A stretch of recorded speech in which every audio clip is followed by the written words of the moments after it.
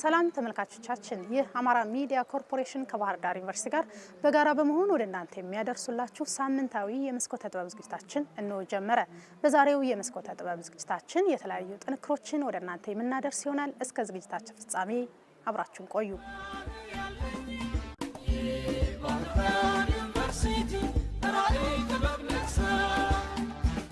በቀዳሚነት የምናገኘው ከሰሞኑ በባህር ዳር ዩኒቨርሲቲ ምን ክንውኖች ተከናወኑ የሚለው የመረጃ ሰዓታችን ይሆናል። መረጃውን ተከታትለን እንመለሳለን።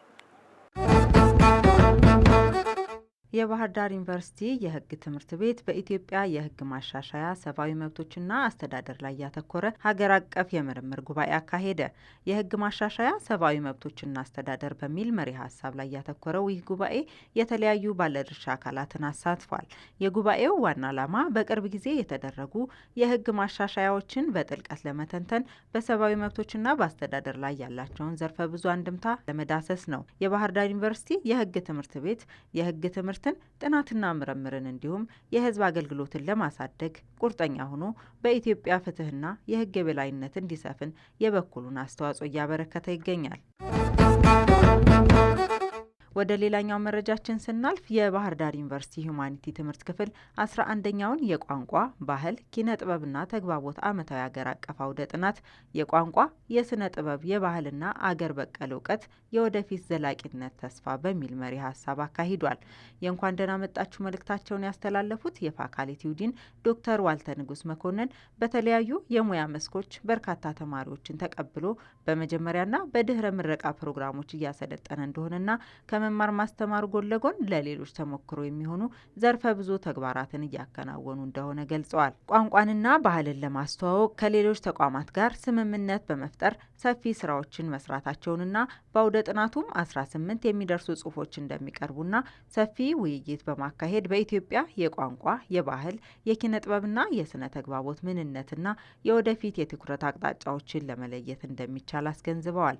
የመክፈቻ ንግግሩን ያደረጉት የዩኒቨርሲቲው ፕሬዝዳንት ተወካይና የባህር ዳር ዩኒቨርሲቲ የምርምር ጉዳዮች ኮርፖሬት ዳይሬክተር ፕሮፌሰር ነጻነት ፋንታሁን አገር በቀል እውቀት ከቋንቋ ከስነ ጥበብና ስነ ተግባቦት ጋር ተጣጥሞ እንዲሁም በምርምር ተደግፎ የሚሰራበት ስለሆነ ሁሉም ባለድርሻ አካላት የበኩሉን ድርሻ እንዲወጣ ገልጸዋል። የክብር እንግዳውና የአዲስ አበባ ዩኒቨርሲቲ መምህርና ተመራማሪ ፕሮፌሰር አራያ ሀይመቴ የአገሬው ተወላጆች ያላቸውን እውቀትና የባህል መለያ እንዲጎናጸፍ ማድረግ ላይ ያተኮረ አነቃቂ ጽሑፍ አቅርበዋል።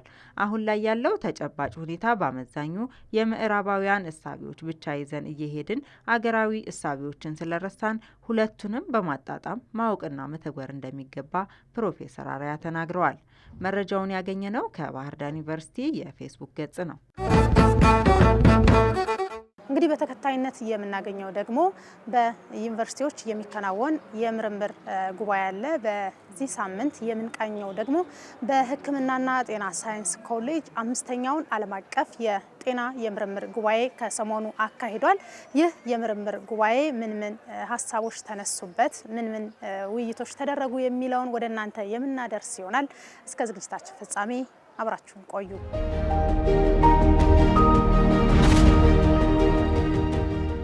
በባህር ዳር ዩኒቨርሲቲ ካሉ ኮሌጆች አንዱ ነው የሕክምናና ጤና ሳይንስ ኮሌጅ።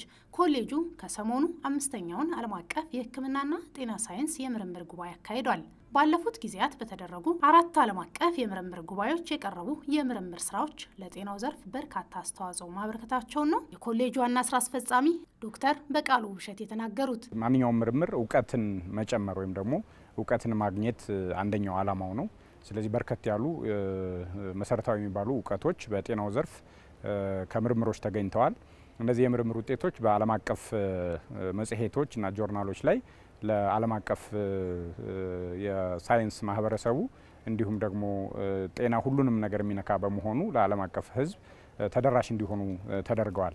የኛ የሕክምናና ጤና ሳይንስ ኮሌጅ ተመራማሪዎች፣ መምህራንና ሐኪሞች እንዲሁም የጤና ባለሙያዎች በዩኒቨርሲቲ ውስጥ የምርምር ስራዎችን በማሳተም ታዋቂ በሆኑ የምርምር መጽሔቶች ላይ በማሳተም ግንባር ቀደም ናቸው። እይታቸውም እና በዓለም ላይ የሚፈጥሩት ተጽዕኖም እንደዚሁ በምርምር ደረጃዎች ላይ ከፍተኛውን ቁጥር ወስዶ ይገኛል። በሀገራችን ካሉ ዩኒቨርሲቲዎችም እንደዚሁ በጤናው ዘርፍ ግንባር ቀደም በሚባል ደረጃ ይዘው የሚገኙ ተመራማሪዎች እና ኮሌጅ እና ዩኒቨርሲቲ ነው ያለን። ዩኒቨርሲቲያችንም እንደምታውቁት የምርምር ዩኒቨርሲቲ እንደመሆኑ የምርምር ዩኒቨርሲቲ ሆኖ ለመመረጥም የጤናው ዘርፍ ምርምሮች አስተዋጽኦ አድርገዋል ማለት ነው። እውቀትን ከመቀመር በተጨማሪ እና እውቀትን ከማሳደግ በተጨማሪ ወደ ተግባር የተቀየሩ ለፖሊሲ ግብዓት የሆኑ የምርምር ውጤቶች አሉን። በማህበረሰብ አቀፍ ደረጃ ማህበረሰብ ለውጥን የሚያመጡና ተግባራዊ የተደረጉ ከሀገር በቀል ሕክምና ከባህል ሕክምና ጋር የተገናኙ የምርምር ውጤቶች አሉን። በባለፉት 4 የምርምር ኮንፈረንሶች ከተካሄዱት ውስጥ እንግዲህ እነዚህ ምርምር እንትኖች በአንድ በኩል በተቋም ፋይናንስ የሚደገፉ ናቸው። በአንድ በኩል ደግሞ በዓለም አቀፍ አጋር አካላት ጋር በትብብር ፋይናንስ የሚደረጉም አሉ። ስለዚህ እነዚህ አጠቃላይ የምርምር ውጤቶች ማህበረሰብ አቀፍ ለውጥ እንዲያመጡ ወደ ተግባር ወርደው ችግር ወይም ደግሞ ጋፕ ከተለየባቸው በኋላ ማህበረሰብ ላይ ስራ የተሰራባቸው የምርምር ውጤቶችም አሉን። እንዳልኩት ለፖሊሲ ምክረ ሀሳብ እስከ ማቅረብ ድረስ ለፖሊሲ ሜከርስ ብሪፍ እስከ ማድረግ ድረስ የደረሱ የምርምር ውጤቶች አሉን። እስካሁን ካስኬድናቸው የአራቱ የምርምር ኮንፈረንሶች ማለት ነው። ምርምሮች ዘርፍ ለይቶ እንዲሰሩ ከማድረግ ባለፈ የዘንድሮ ጉባኤ ምርምር፣ ትምህርትና ጤና አገልግሎት ለመጪው ዘመን መቋቋም የሚችል አቅም ማጎልበት ላይ የ21ኛውን ክፍለ ዘመን የጤናው ዘርፍ ጫናዎች ዙሪያ ነው ትኩረቱን ያደረገው። ከአጠቃላይ የምርምር ስራዎች ውስጥ የተወሰኑት ወደ ተግባር በትምህርቱ ዘርፍ በጤና አገልግሎቱ ዘርፍ ይሄ የጤና አገልግሎት ዘርፍ ማለት ደግሞ ሕክምናው አለ። በተጨማሪም ደግሞ የማህበረሰብ ጤና አደጋዎችን ፐብሊክ ሄልዝ ኢመርጀንሲና ክራይሲስን በመለየት በኩል በስነ አእምሮ ዘርፍ፣ ስነ ተዋልዶ ዘርፍና እንዲሁም ደግሞ ተላላፊ የሆኑና ያልሆኑ በምንላቸው በሽታዎች ዘርፍ ላይ ዘርፍ በዘርፍ ተለይተው በእነዚህ ዘርፎች ላይ ከፍ ያሉ ምርምሮች እንዲደረጉ እናበረታታለን። ቅድሚያ በሰጠናቸው ለክልላችን ብሎም ለሀገራችን እንዲሁም ደግሞ እንደ አህጉር በአፍሪካ ደረጃ ጫና ናቸው ብለን ባሰብናቸው የጤና ዘርፎች ላይ ነው እነዚህን ምርምሮች የምናደርገው። በተለይ አሁኑ 5ኛው በዚህ በ21ኛው መቶ ክፍለ ዘመን ያሉ የጤና ጫናዎችን የጤናውን ዘርፍ ጫናዎች ከቴክኖሎጂ ጋር በተገናኘ ከአዳዲስ ወረርሽኝ ጋር በተገናኘ እንደዚሁም ደግሞ የምርምራችን ርዕስ ላይ እንዳያችሁት ጤናው ምርምሩ ብቻውን ትምህርቱ ብቻውንና አገልግሎቱ ብቻውን ደግሞ መሆን ስለሌለበት እነዚህን 3ቱን ነገሮች ከማሳተም እንደዚሁም ደግሞ መደርደሪያ ላይ ከመቀመጥ በዘለለ ትምህርት ላይና ጤና አገልግሎት ላይ ልዩነት በሚያመጡ ደረጃ ተግባራዊ መደረግ አለባቸው። ወደ ልምምድ መቀየር አለባቸው።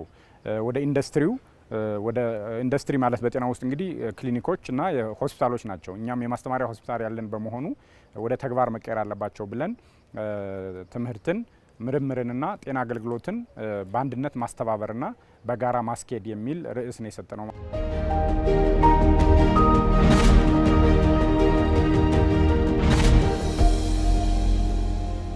የጤና አገልግሎቶቹ የተሻሉ እንዲሆኑና ችግርን መቋቋም የሚችል የጤና ስርዓት እንዲኖር በዚህ ዓለም አቀፍ ጉባኤ ምክክር መደረጉ ነገን የተሻለ እንዲሆን ያስችላል። የሚቀርቡ የምርምር ስራዎች ወደ ተግባር ሊቀየሩ ይገባል ያሉት በጉባኤው የተገኙት የአማራ ክልል የህብረተሰብ ጤና ኢንስቲትዩት ዋና ዳይሬክተር አቶ በላይ በዛብህ ናቸው። ከዚህ ምርምር ጉባኤ መጨረሻ ላይ ተጨምቆ የሚወጣ ለአክሽን የሚሆን ወይም ወደ ተግባር የሚቀየር ያው እንግዲህ ምርምር ሀሳብ ነው እና የመፍትሄ ሀሳቦች ይቀርባሉ። ግን እነዚህ ሀሳቦች ደግሞ ጠቅለል አድርጎ ጨምቆ የክልሉ ችግሮችን ያሳዩ ከሆኑ እና መፍትሄዎቻቸውን ከተጠቆሙ እነዛን ወደ ተግባር ቀይረን ኢንተርቬንሽን እንዲሆኑ ወይም ደግሞ እርምጃ የሚወሰድባቸው እንዲሆኑ እና ወደ ፕሮግራምን የሚያሻሽሉ እንዲሆኑ እኛም አብረን እንሰራለን ብለን ነው የምናስበው። እኛ ከሄልት ሳይንሶች ኮሌጅ ጋር ነው የምንሰራው። 10 ዩኒቨርሲቲዎች ውስጥ 9ኙ የሄልት ሳይንስ ወይም ደግሞ የሕክምናና ጤና ሳይንስ ኮሌጅ አላቸው። እነዚህ ምርምሮችን ያካሂዳሉ። ጠቅለል አድርገን ደግሞ እኛ ህብረተሰብ ጤና ኢንስቲትዩቱ ከ9ኙም ዩኒቨርሲቲዎች ጋር የሚያካሂደው ጆይንት በጥምረት የሚያካሂደው እና በዋናነት ህብረተሰብ ጤና ኢንስቲትዩት የሚመራው ዓለም አቀፍ የምርምር ጉባኤ አለ ማለት። ስለዚህ ምርምር በጣም ወሳኝ ነገር ነው። ዓለም ያደገው በምርምር ነው። ግን ደግሞ ምርምርን ለአክሽን ወይም ለተግባር ወደ ተግባር የሚቀየር መሆን አለበት። ያንን ነው እኛ እንደ ህብረተሰብ ጤና ኢንስቲትዩት የምናበረታታው። ሌሎችም ረጅ ድርጅቶችም ሌሎች ሴክተሮችም ምርምርን በዚህ አይነት መንገድ ነው እየተረዱት ያሉ ብዬ ነው የማስበው። ስለዚህ እኛ ደስተኛ ነን። ኮሌጆች እንደዚህ አይነት ምርምሮችን እያካሄዱ ችግር ፈች እንዲሆኑ እኛም እናበረታታለን። ወደፊት በዚህ ትብብር አጠናክረን እንቀጥላለን።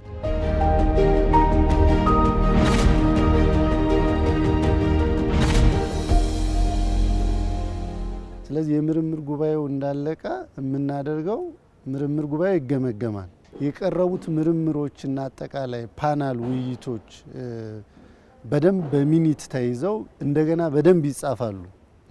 በደንብ ከተጻፉ በኋላ ከዛ በደንብ ተጨምቀው ወጥተው ለፖሊሲ ብሪፍ እንለዋለን ወይም ደግሞ ለፈጻሚው አሁን ለጤና ጥበቃ ቢሮ ራሱ ህብረተሰብ ጤና ኢንስቲትዩቱ ሌሎች በጤና ሴክተር የሚሰሩ ተቋማት እነዛን ውጤቶች ለነሱ በሚመች መልክ ተጽፈው ይወጣሉ። እነሱ ይጠቀሙባቸዋል ማለት ነው እና ይሄንን እያደረግን ነው። በቀጥታኛ ህብረተሰብ ጤና ኢንስቲትዩት ራሳችን የምንጠቀምበት አለ፣ ጤና ቢሮ ይጠቀምበታል፣ ሌሎችም ይጠቀማሉ። ያንን ማድረግ ያስፈልጋል ማለት ነው። ዝም ብሎ ምርምር ጉባኤ አካሂዶ ቻው መባባል አይደለም። ስለዚህ ጥቅም ላይ በሚውሉ መንገድ እንዲካሄድ ነው እኛም እያበረታታን ያለነው። ለተግባራዊነቱ በጋራ እየሰሩ እንደሆነ ተናግረዋል።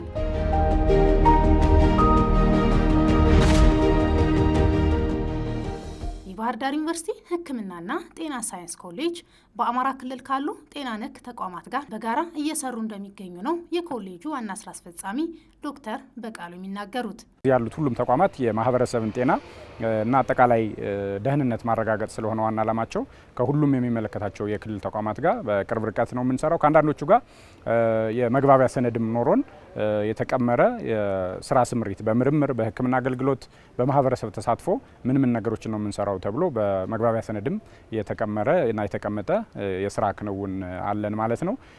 ይሄኛውን በልዩ ሁኔታ ባህር ዳር ዩኒቨርሲቲ ሕክምናና ጤና ሳይንስ ኮሌጅ ያዘጋጀው ቢሆንም ግን ብዙ ተሳታፊዎች ብዙ ተመራማሪዎች ነበሩ። ከዚሁ ከክልሉና ከከተማ ብቻ ሳይሆን ከሀገራችን ብሎም ከዓለምም ከተለያዩ የዓለም ሀገራት ተሳታፊ የሆኑ በተለይ በኦንላይን ተሳታፊ የሆኑ ምሁራንና ተመራማሪዎች አሉና በክልል ደረጃም በሀገር አቀፍ ደረጃም በክልል ደረጃ ያለውን ማህበረሰብ በምርምር የታገዘ ውሳኔ እንዲወሰን ለፖሊሲ አውጪዎች እንደዚሁ ግብዓት የሚሆን ለአገልግሎቱም ለትምህርቱም ለጤና ትምህርቱም ግብዓት የሚሆኑ የሚገኙ መረጃዎችና ማስረጃዎችን ለፈጻሚ አካላት የማስረከብ ጥሩ ልምምድ ነው ያለን። በአምስተኛው ዓለም አቀፍ የጤና የምርምር ጉባኤ በርካታ የምርምር ስራዎች ቀርበዋል። በወረርሽኝ በሽታዎች፣ በእናቶችና ህጻናት ጤና፣ የአካባቢና አየር ንብረት ለውጥ፣ በስርዓተ ምግብ፣ አማራ ክልል አሁን ባለው ጦርነት የተፈጠረው የማህበራዊ ስነልቦናዊና ስነ አእምራዊ ጫና፣ የጤናው ዘርፍ ወቅቱን እንዲዋጅ፣ ዲጂታላይዜሽንና የመሳሰሉ ጉዳዮች የምርምሩ የትኩረት ነጥቦች ናቸው። ከእነዚህ መካከል ጤናና ስነ ምግብ አንዱ ነው። ጤናና ስነ ምግብ ዓለም አቀፍ ሀገራዊና ክልላዊ ነባራዊ ሁኔታው ምን ይመስላል የሚሉ ጽሁፎች በፕሮፌሰር ነጻነት ፈንታውን ቀርቧል። ስርዓተ ምግብ ላይ እንዲሰራ የሚፈለግበት በርካታ ምክንያቶች አሉ። ስርዓተ ምግብ ላይ ስራ እንዲሰራ የምንፈልግባቸው ብዙ ወሳኝ ምክንያቶች አሉ።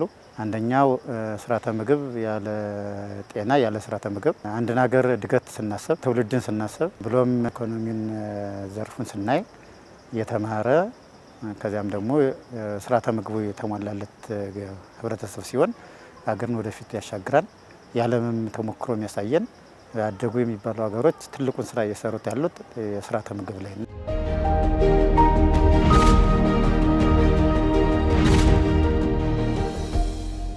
ስርዓተ ምግብና ጤና የማይነጣጠሉ ናቸው የሚሉት ፕሮፌሰር ነጻነት ዓለም ስርዓተ ምግብ በተለያዩ ምክንያቶች ችግር ውስጥ ገብቷል። በዚህም ሀገራቱ ለስርዓተ ምግብ የገቡትን ቃል ኪዳን እየፈጸሙት አይደለም ብለዋል። ባለው ዓለም አቀፍ ተጽዕኖ እንደ ኢትዮጵያም የአመጋገብ ስርዓት መቀየሩን አንስተዋል። እንደ ኢትዮጵያ የምንታወቀው የመቀንጨር የመቀጨጭና ከክብደት ማነስ ነው ብዙ ጊዜ የሚታይ የነበረው።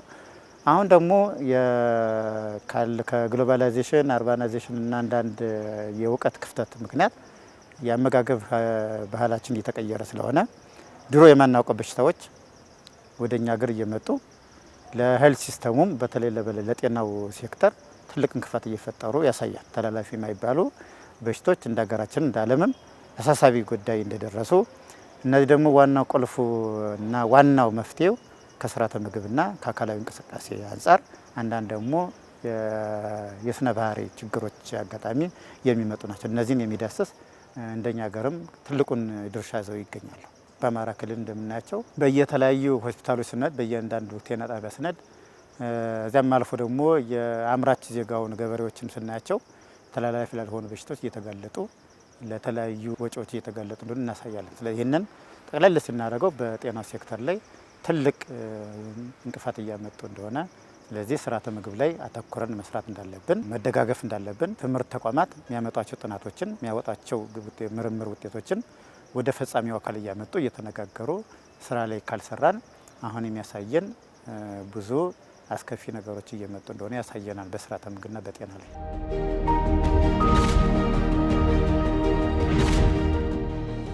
ስርዓተ ምግብ የሁሉንም ባለድርሻ አካላት የጋራ ቅንጅት ይጠይቃል። የትምህርቱ ዘርፍ፣ የግብርናው፣ ጤናው እንዲሁም የሌሎች ተቋማትን የተቀናጀ ስራ ይጠይቃል። ስርዓተ ምግብ የተለያዩ ሴክተሮችን ተሳትፎ የሚጠይቅ ስለሆነ ጤና ብቻው የሚሰራው ስላልሆነ የተለያዩ ሴክተሮች የራሳቸውን ድርሻ እንዲወጡ ነው ሪኮሜንድ የሚደረገው ምክረ ሀሳብ የቀረበው። የመጀመሪያውና ዋናው ምክረ ሀሳብ መሰራት ያለብን ከግብርና ላይ መስራት አለብን። የምግብ ዋስትናን ካላሟላን የምግብ ዋስትና ላይ ከሌለ እንደ ሀገር ስለ ስርዓተ ምግብ ስለ ጤና ማውራቱ እንትን አይደለም። ስለዚህ ዋናው ቁልፉ መሰራት ያለበት ግብርና ላይ መዘመን አለበት። የምግብ ስርዓት ላይ ግብርና በደንብ ብንሰራ የምግብ ስርዓት ከማምረት እስከ መመገብ ድረስ ነው። ይህን ነው ደህንነቱን የጠበቀ ጥራቱን የጠበቀ ነገሮችን በደንብ ብንሰራ የበለጠ አሁን ያለንበት ችግር እንወጣለን። ሁለተኛው ትምህርትን የተመለከተ ምክረ ሀሳብ ቀርቧል። ምክንያቱም ህብረተሰቡ ባወቀው ልክ ነው ጤናው የሚጠብቀው፣ በተማረው ልክ ነው ስርዓተ ምግቡን እንትን የሚለው። ስለዚህ ትምህርት በተለያዩ ደረጃ ላይ መቅረብ አለበት። ከመጀመሪያው ከኬጂ መዋዕለ ህጻናት ጀምሮ እስከ ከፍተኛ ተቋማት ውስጥ መናበብ አለበት። ስርዓተ ምግቡ መግባት አለበት። አሁን የምናያቸው በኢትዮጵያ ውስጥ ያሉ ካሪክለሞች ስርዓተ ምግብ ታሳቢ ያደረጉ አይደሉም። የምናገኘው ከታመመ በኋላ ነው፣ ዩኒቨርሲቲ ከወጣ በኋላ ነው የምናገኘው። ልጅ ከመጀመሪያው ላይ ባህሪ ደግሞ ከመጀመሪያው ነው የሚገዛው። በመጀመሪያው 5 ዓመት ላይ ኬጂ ከገባ ጀምሮ ያለው የሚቀረጸው ነው ልጁን ራሱን ህብረተሰቡን ከዚያም ሀገርን ከዚያ እንዳለ የሚቆረቆረው። ስለዚህ የመጀመሪያው ለመሰራት ያለበት ካሪክለም ኢንተግሬት መደረግ አለበት የሚል ነው አንደኛ ምክረ ሀሳብ እና እውቀት ፓወር ነው። ስለዚህ ቢውል መደረግ አለበት። ዓለም የሚያሳየን ይህንን ነው። መስራት ያለበት ታቹ ላይ ነው፣ መሰረቱ ላይ ነው። መሰረቱን በትክክል መገንባት አለበት ነው። ሶስተኛው ዓለም የብዙ እንቅፋቶች እየገጠመ ስለሆነ አንዱ የአየር ጸባይ ለውጥ ነው። ይሄ እንደ ዓለም ምንጋራው ነው። የምንጋራው ሁኔታ ደግሞ እንደየሀገራችን ኮንቴክስት ማየት ያስፈልገናል። ስለዚህ ካልት ክላይሜት የሆነ የአየር ጸባይን አዳፕት ያደረገ ሲስተም ክሬት መደረግ አለብን። ሌላኛው የፓርትነርሺፕ ነው፣ አጋርነት። አሁን ወደድንም ጠላንም ዓለም ወደ አንዲት መንደር እየመጣች ነው። አሜሪካ ላይ የተከሰተ ችግር ዛሬ በ24 ሰዓት ኢትዮጵያ ውስጥ ይከሰታል። ቻይና ላይ የተከሰተ በ23 ሳይሞላ እኛ ሀገር ይከሰታል። ስለዚህ ችግሮችን በጋራ መቆም አለብን ነው፣ በጋራ ማየት አለብን። ዋናውና የመጨረሻው ደግሞ የጤናው ሴክተር ነው። የጤናው ሴክተር ዘመኑን የዋጀ መሆን አለበት። ዘመኑን የዋጀ ሴል ሴክተር እንደነ ጤና መንተኑ ስርዓቱ መቃኘት አለበት። አሁን በ21ኛው ክፍለ ዘመን ምን ይጠብቃል? ህብረተሰባችን ምን ይጠብቃል? በራሱ ሄልት ሴክተሩ ምንድን ነው የሚጠበቅበት? ዓለም ውስጥ ግሎባላይዜሽን ዲጂታላይዜሽን መጥቷል ዓለም ውስጥ። ስለዚህ ራሱን የቃኘ ሲስተም ክሬት መደረግ አለበት። ቢያንስ ናሽናሊዝምን የራስን መሰረት ችግር ያደረገ ሬላብል የሆነ በጣም ቋሚ የሆነ ከሌሎች ሁሉ ውጭ መሰረት ያደረገ ሳይሆን ራሳችን የሚመስል ሲስተም ክሬት መደረግ ሄልት ሴክተሩ መደረግ አለበት።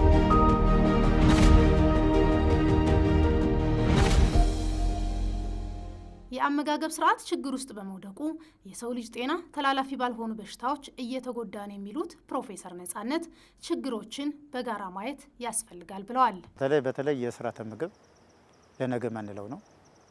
ትውልድን ስለሆነ የምንሰራው በሰራነው ልክ ድረስ ነው የምናገኘው። ዛሬ የሰራነው የዛሬ 30 ዓመት ያተርፈናል። ስለዚህ ዓለም ዛሬ የምንመኛት አሜሪካ ዛሬ የምንመኛቸው ያደጉ ሀገሮች የምንላቸው ትናንት ስለሰሩ ነው፣ ትናንት የሰሩበት። ስለዚህ እኛም ዛሬ ልጆቻችን ላይ ብንሰራ በተለይ ጤናና ስርዓተ ምግብን ሳይነጣጠሉ ትኩረት አድርገን ብንሰጥም የሚቀጥለው የምንፈልጋት ያችን ሀገር ያን የምንፈልገው ህብረተሰብ ስለምናደርግ ሁሉም የድርሻውን እንወጣ። በመስኮተ ጥበብ ዝግጅታችን መጨረሻ ወደ ሆነው ጥንክር ነው እንግዲህ ተመልካቾቻችን የምናልፈው። በመጨረሻነት የምንመለከተው የተለያዩ የምርምር ስራዎች ወደ እናንተ የሚቀርብበት ከመደርደሪያው የተሰኘው ጥንክራችን ነው። በዛሬው ከመደርደሪያው በተሰኘው ጥንክራችን ቀደም ሲል በተከታተልነው 5ኛው ዓለም አቀፍ የጤና ጉባኤ ላይ ከቀረቡ የምርምር ስራዎች አንዱን ወደ እናንተ የምናቀርብ ይሆናል። እሱን ተከታትለን በድጋሚ እንመለሳለን።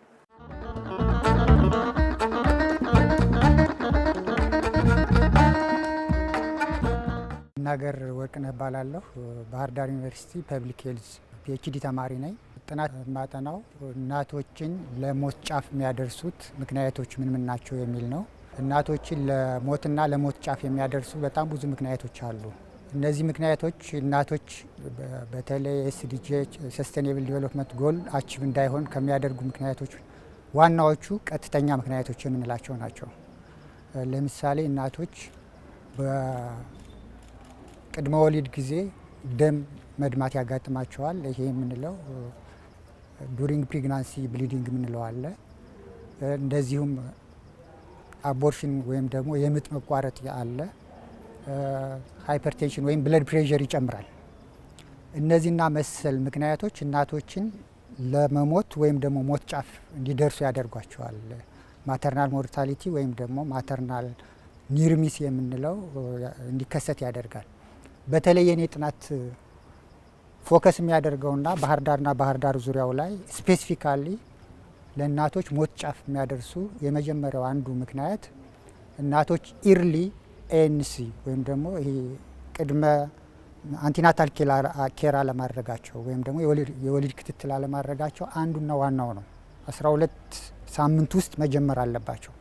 ግን ኦልሞስት 78% አይ ዶንት ኖ ሪዝን አላቅም በ12 ሳምንት ውስጥ አልጀመሩም። ከረንትሊ 2022 ነው ይህን አዳፕት ያደረግ ነው። ከ16 ወደ 12 ነው የወረደው። ግን ይህን ስናየው በጣም አነስተኛ የሆነ ቁጥር እናቶች አሉ። ይህ ደግሞ አንዱ ሜን ፋክተር ነው። 3 እጥፍ እናቶች ወደ ሞት ጫፍ እንዲደርሱ ያደርጋል። አንደኛው ይሄ ነው። ሌላኛው እናቶች የደም ማነስ፣ በእኔ ጥናት የደም ማነስ ችግር አንደኛው ለሞት ጫፍ እንዲደርሱ የሚያደርጋቸው መሰረታዊ ችግር ነው። ስለዚህ አንደኛው ይሄ ነው። ሶስተኛው በእርግዝና ምክንያት የሚከሰት የብለድ መጨመር ብለድ ፕሬሸር የምንለው እሱኛው ሶስተኛው ምክንያት ነው። አራተኛው ከዚህ በፊት በቀዶ ጥገና የወለደች ከሆነች ያቺ እናት ለመሞት ፋሲሊቴት የሚያደርግ ወይም ጫፍ ደርሳ እንድትመለስ የሚያደርግ አራተኛውና መሰረታዊ ምክንያት ነው። ሌላኛው ከዚህ በፊት ወይም ደግሞ እናቶች ፊሜል ጄኒታል ሙቲሌሽን የምንለው ግርዛት ካለ በ4 እጥፍ ይጨምራል እናቶች ለሞት ፋሲሊቴት ወይም እንዲሄዱ የሚያደርገውና ሌላው በራሷ ማትወስን ከሆነች ያ ማለት እሷ የምትፈልገውን ሄልዝ ኬር ሊሆን ይችላል ኤኒ ኢሹ ሪሌትድ የሆነ ነገር በራሷ ማትወስን ከሆነች ያቺ እናት በ3 እጥፍ ለመሞት ጫፍ እንድትደርስ ያደርጋታል። ሌላም ተያያዥ የሆኑ ነገሮች አሉ። እነዚህና መሰል ነገሮች በጣም በከፍተኛ ሁኔታ ለእናቶች ጫፍ ለሞት ጫፍ ስር ወይም ደግሞ ለመሞት በእኔ ጥናት የሞተች እናት የለችም። ኦልሞስት ወደ 9 ወር ነው ፎሎ ያረኳቸው፣ ግን የሞተ የለም። ግን ሞት ጫፍ ስር የደረሱ በእነዚህ ምክንያቶች 165 እናቶች ባህር ዳርና ባህር ዳር ዙሪያው አሉ። ሜዥር ማድረጊያ ፓራሜትሮች አሉ። ሞዴል ዲቨሎፕ አድርጌ ያለው በእኛ ኮንቴክስት አፕላይ ሊሆን የሚችል እና ቫሊዴት ተደርጎ ወደፊት የሚታይ 10 ፓራሜትሮች እናቶች እንዳይሞቱ ወይም ሞት ጫፍ ስር እንዳይደርሱ አስቀድሞ ዲቴክት አድርጎ ሜካኒዝም ወይም ሶሉሽን የሚያመለክት ሞዴል አለ። ይሄ ዊሽማን ዊሹሜን ሞዴል በእኔ አጠራር ብዬ የጠራሁት አለ። እሱኛውን አፕላይ አድርጎ መቀነስ ይቻላል። በት ኢት ኒድስ ቫሊዴሽን ያስፈልገዋል። ስለዚህ የኔን ጥናት መሰረት አድርጌ ሳየው ኢትዮጵያ የተቀበለችው የዓለም አቀፍ ጎል አለ። ይህ ጎል በእኛ ኮንቴክስት ከረንት አሁን ባለው ሁኔታ ከዚያ የራቀ ነው የኢትዮጵያ እንትን። ስለዚህ በጣም ከፍተኛ የሆነ ስራ በእናቶችና በጨቅላ ህጻናት ላይ መስራት ይጠበቃል። ስለዚህ የኔ ጥናት የሚያመለክተው አንደኛ ሪኮሜንዴሽን የምንለው ወይም ደግሞ ቢደረግ ብለን የምናስበው አንደኛ እናቶች በ12 ሳምንት ውስጥ አንቲናታል ወይም ደግሞ የእርግዝና ክትትል ቢያደርጉ ኮሚኒቲው አዌርነስ ቢኖረው ጥሩ ነው። የመጀመሪያው በ12 ሳምንት አለመጀመሯ በ3 እጥፍ ይጨምራል፣ እንድትሞት ያደርጋታል። ስለዚህ ቀድመው እንዲጀምሩ ኮሚኒቲውን አዌር ማድረግ፣ ይሄ የምንመራበት እናቶች ክትትል የምንመራበት ላይ ክሊር የሆነ በማያሻማ መንገድ መቀመጥ መቻል አለበት። እሱን መተግበር ያስፈልጋል። አዌርነስ የእናቶችን ንቃተ ህሊና መጨመር ተሎ እንትን እንዲሉ። ሌላኛው ከዚህ በፊት ቀዶ ጥገና የተደረጉ እናቶች ስፔሻል የሆነ ክትትል ያስፈልጋቸዋል አለ ጋይድላይኑ። በተጨማሪም ያንን ስፔሻል የተለየ ክትትል እንዲያደርጉ መምከር፣ እውቀታቸውን መጨመር ያስፈልጋል። ሌላው የግርዛት ያለባቸው እናቶች ካሉ ስክሪን አድርጎ በሚያረግዙበት ጊዜ ኢርሊ ኮንታክት እንዲኖራቸው ፋሲሊቴት ማድረግ፣ ሌላ ኮምፕሊኬሽን ወይም ደግሞ ችግር ካለ ቶሎ ጤና ባለሙያን መጥተው እንዲያናግሩ ማድረግ ሌላኛው እንደ መፍትሄ እንደው ቢደረግ ብለን ያሰብነው። ሌላኛው ደግሞ ኳሊታቲቭም አለው የኛ ጥናትና ጤና ጣቢያዎች ዜራር ብዙ እንትኖች አሉባቸው። ጤና ጣቢያዎችም ሆስፒታሎችም በእናቶች ከረንትሊ ካለው ሲቹዌሽን ጋር ሊሆን ይችላል ግባቶች በጣም እንትን ናቸው። ስለዚህ የግባት ችግር አለ። በኳሊታቲቭ ቬሪፋይ ያደረግነው የለየ ነው የግባት ችግር አለ። የጋይድላይን ጤና ቢሮ ላይ ወይም ደግሞ ጤና ሚኒስቴር ላይ ተቀምጦ ግን ካስኪት ተደርጎ ወደ ታች ወርዶ ከሚመለከተው አካል ላይ የሌሉ ጋይድላይኖች አሉ። እኛ ቼክ ስናደርግ እሱን ማድረግ ዩኒፎርም የሆነ የአሰራር ሲስተም መኖር መቻል አለበት። በኳሊታቲቭ ያገኘነው አንደኛው እሱ ነው። ሌላው ፕሮፌሽናል ኦቨርላፕ አለ ማለት ይህኛው ለዚህ ይህኛው ለዚህ የሚል መሀል ላይ ፔሸንቱ የመጎዳት ቴንደንሲ አለና ፕሮፌሽናል ኦቨርላፕን ሚኒስትሪ ኦፍ ሄልዝ አይቶ በትክክል ማኔጅ ማድረግ ያስፈልጋል። ፕሮፌሽናል ኦቨርላፕ ካለ ለምሳሌ እኔ ያለሁ ሌላ ሰው ካለ ያንተ ነው የሚል መገፋፋት ይኖራል። ስለዚህ ይህን በሀገር አቀፍ ደረጃ መቅረፍ አንደኛው ለእናቶች ወደ ሞት እንዳይሄዱ ሊከላከል ይችላል። ለምሳሌ አንተ ክሊኒካል ሚድዋይፍ ከሆንክ እኔ ኦብስታትሪሻን ከሆንኩ ያንተ ሮልና የኔ ሮል ኦቨርላፕ ያደርጋል። ስለዚህ እነዚህን የሚያስታርቅ ጋይድላይን ያስፈልጋል። ሆስፒታል ላይ ሲገባ ለምሳሌ አንተ ገብተህ ይሄ የከሌ ነው ብሎ መሀል ላይ እንትን ካለ እሱ እና ስለዚህ ባጭሩ የባለሙያን የሚሰራውን ስራ ቆጥሮ የመስጠት ችግር ስላለ እሱ ማስተካከል ያስፈልጋል። ሌላው ኳሊቲ ኬር የምንለው ስታርቲንግ ፍሮም እናትየዋ ልክ ችግሩ ከገጠማት መጣ ሰርቪሱን እስከምታገኝ ያለው አሁን ዲስራፕትድ ሆኗል ባለው ከረንት አንስቴቢሊቲ እሱን ማስተካከል ያስፈልጋል። ስለዚህ ስናጠቃልለው በእኛ ጥናት የሚያሳየው እናቶች በዓለም አቀፍ ከተቀመጠው ጎል አሁን እኛ ከረንትሊ ያለው ፋይንዲንግ በእኛ ሀገር ደረጃ ያንን በ2030 አችብ ለማድረግ የተወሰነ ርቀት ላይ ነው ያለነውና ይህን ለማሻሻል የተቀመጡትን የሀገሪቱ ያስቀመጠችው ሰጀሽን አለ በሚኒስትሪ ኦፍ ሄልዝ የተቀመጠ ግን ኢትስ ኖት ኢምፕሊመንትድ ስራ ላይ ያልዋላለ እሱን ማድረግ ያስፈልጋል።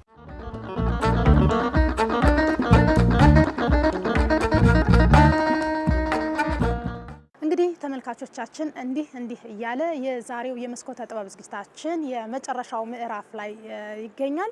በዛሬው የመስኮተ ጥበብ ዝግጅታችን ቀደም ሲል የተከታተላችሁትን ይመስል ነበረ። ፕሮግራሙን ወደ እናንተ በማድረስ እኔ አዜብ ዮሐንስ ነበርኩ። ሳምንት በተመሳሳይ ሰዓት በሌላ ርዕሰ ጉዳይ የምንጠብቃችሁ ይሆናል። እስከ ሳምንት ሰላም ቆዩልን።